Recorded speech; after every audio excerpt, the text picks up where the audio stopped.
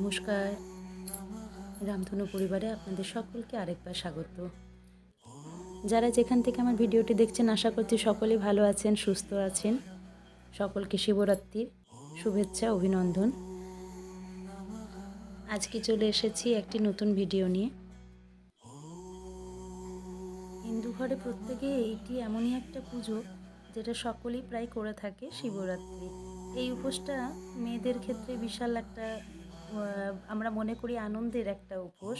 আমরা কিন্তু সবাই এই সময় অনেক দলবল বেঁধে পুজো দিতে যাই মন্দিরে মন্দিরে। যদিও আমার কোনো দিনই মন্দিরে পুজো দিতে যাওয়া হয়ে ওঠে না, কেননা আমার ভীষণ সময়ের অভাব। যেদিনে মহাদেব সময় দেবে নিশ্চয়ই আমি যাব, ছুটি তো পাই না।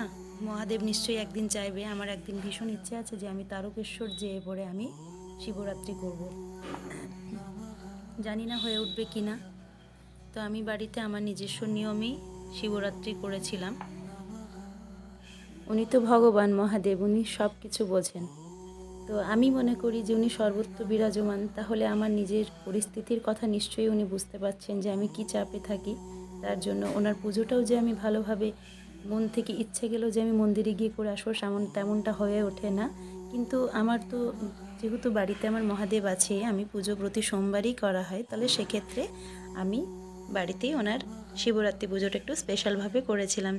সেরকম স্পেশাল কিছু না, আমার বাড়িতে যা ছিল আমি সেটা দিয়েই করেছিলাম। শুধুমাত্র কিছু ফুল আমাকে আমার হাজব্যান্ড এনে দিয়েছিল, যে আমি বলেছিলাম যে আকন ফুলের মালা, তারপরে এই ধুত্রা ফুল, সিদ্ধি বীজ, এগুলো তো পাওয়া যায় না সচরাচর, বেল, তো সেগুলো আমার একটু বাজার থেকে নিয়ে এসেছিলাম।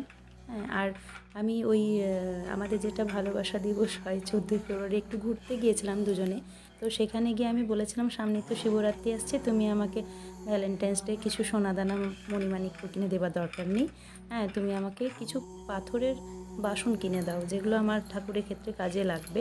আমার শিবরাত্রিতে সেগুলোই আমি প্রথম নতুন উদ্বোধন করব আর কি।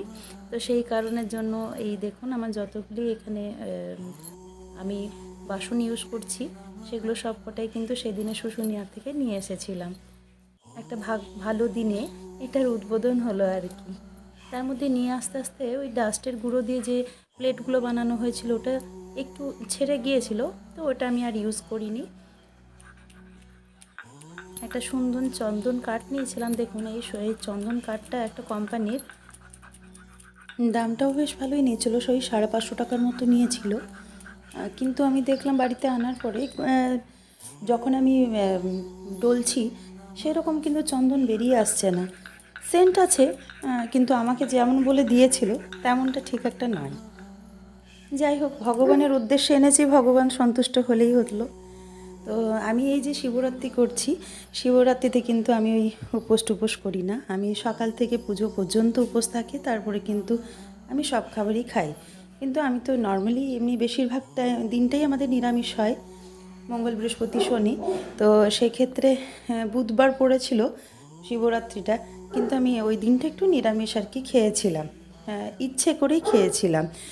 আর মানে সব থেকে বড়ো ব্যাপার আমি এটা মনে করি, ভগবান কখনো তার সন্তানদেরকে কষ্ট দিয়ে পড়ে কোনো কাজই করাতে চান না। আমরা মা বাবা কি আমাদের সন্তানদেরকে কষ্ট দিতে চাই? সেরকমই আর কি। তো যদি উপোস করি ভগবান সন্তুষ্ট হয়, আমার মনে হয় এটা আমার ব্যক্তিগত ব্যক্তিগত আমার নিজের চিন্তাধারা।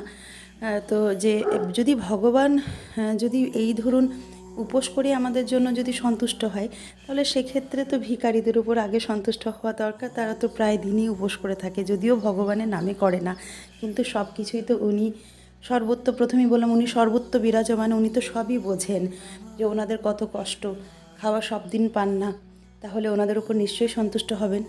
যার যতদিন এখানে কর্মের ব্যাপার আছে তাকে কর্ম করতে হবে, কর্মটাই আমাদের ধর্ম।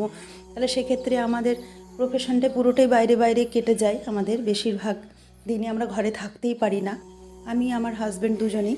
তো সেক্ষেত্রে আমাদের এই উপোসটা চলে না, কারণ উপোসটা করতে গেলে পরে কি হয় না, আমরা কিন্তু কর্মটা সঠিকভাবে করতে পারবো না, কারণ না দিতে পারবো মন, না দিতে পারবো শরীর, কোনোটাই পারবো না। সেই কারণের জন্য আমি কোনো উপাস কাপাস করি না, আমি পুজো করে পরে খাবারটা খেয়ে নিই। এই যে কথা বলতে বলতে ভয়েস, ওই জন্যই আমি বেশিরভাগ ভিডিওতেও ভয়েস দিই না, এখন সাইলেন্ট ভিডিও বেশি করি, কিন্তু এই ভয়েস দিলে কি হয়, আমার বাড়িতে তো অনেকগুলো পোষ্য আছে, তাদের সব আওয়াজ উঠে আসে আর আপনারাও সেগুলো শুনতে পান। আর এমনিতে ন্যাচারালি আমি কি হয়, আমি ওই খুব একটা ভালো এডিটিং করতে পারি না, সেটা আপনাদেরকে তো আমি আগেই বলেছি।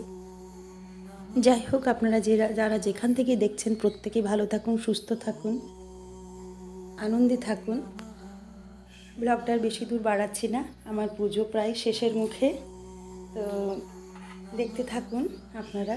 এবং ভিডিওটি সম্পূর্ণ যারা দেখলেন তাদেরকে অশেষ ধন্যবাদ। যারা এর মধ্যে আমার চ্যানেলটি সাবস্ক্রাইব করেছেন তাদেরকে অসংখ্য অসংখ্য ধন্যবাদ। এর মধ্যেই তো আমার একটা অ্যালবামও বেরিয়েছে, অ্যালবামের গান অনেকেই শুনেছেন, ভিউয়ার্স ভালোই হয়েছে। তো আবার নেক্সট অ্যালবামের জন্য একটু তো অপেক্ষা আপনাদেরকে করতেই হবে। এরপর যে অ্যালবামটি বেরোচ্ছে একটু আইটেম সং বেরোবে, তো আপনাদের সামনে নিশ্চয়ই তুলে ধরবো। আমার আরেকটি চ্যানেল আছে ইউটিউবে সঙ্গীতের, সেটা হলো প্রভাতী শিট নামেই আছে।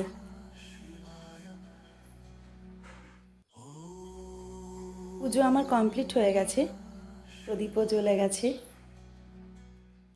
ভালো থাকুন, সুস্থ থাকুন, টাটা।